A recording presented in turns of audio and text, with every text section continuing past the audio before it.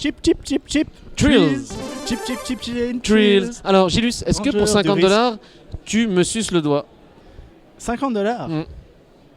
Ok. Non, Cheap Thrills. Qu'est-ce que raconte Cheap Thrills? Ce film bizarre au premier abord. Eh bien, donc c'est l'histoire de deux Anglais un petit peu paumés, un petit peu beaucoup en besoin de thunes, qui se retrouvent à la table dans un bar avec un type qui est super riche et qui commence à lancer des paris. C'est oui, est-ce que pour autant tu vas énerver telle fille jusqu'à ce qu'elle te claque la gueule? Ça commence par des petits paris gentils. Voilà. Est-ce que pour autant tu vas... Tu fais un affond tequila. Un affond, etc. C'est etc. Des petites sommes et des belles Voilà. sommes quand même, pour $100, 150, 200. Voilà. Et donc ça commence Prennent comme goût à ça. ça.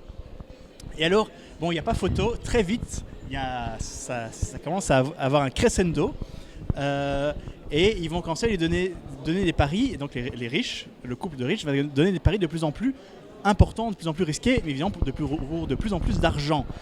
Par contre, je précise tout de suite, ce film ne rentre pas dans les clichés du genre, parce que c'est pas un scénario, c'est un scénario qui a été déjà vu. Entre autres, il y a un film coréen, 13 quelque chose, je sais plus très bien maintenant le titre, mais qui avait, 13 toilettes. voilà, 13 toilettes, qui reprenait la même chose, mais ce film-là est putain, en fait, tu y crois. Alors, le crescendo est hyper crédible. Ça pourrait être une pièce de théâtre. Oui, oui, tout à fait. Ça pourrait être une très bonne pièce Bien de vu. théâtre.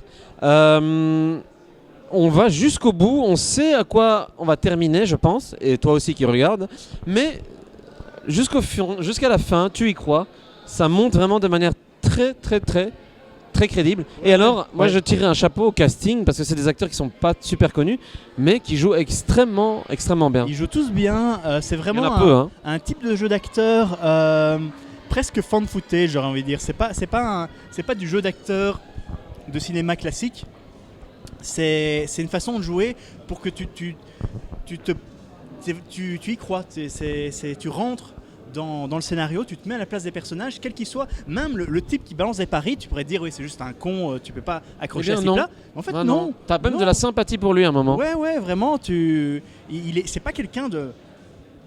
Si, un peu cruel, mais... Non, mais en fait, tous les personnages sont attachants. Et Ouais, ça, il y en a pas un, tu te dis c'est un gros enculé. C'est un Là, j'ai prononcé le mot enculé. C'est un excellent film.